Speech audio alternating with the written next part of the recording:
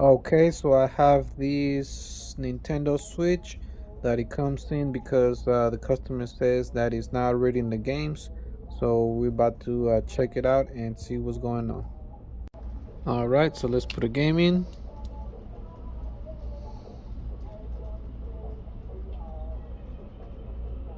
All right, so that's what we get. The game card could not be read.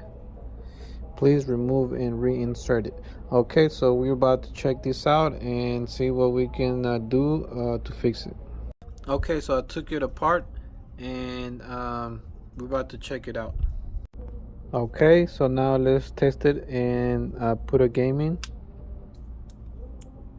Oh, okay, you recognize it, so let's click on it.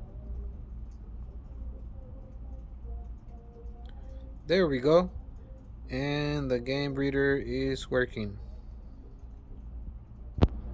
On to the next one.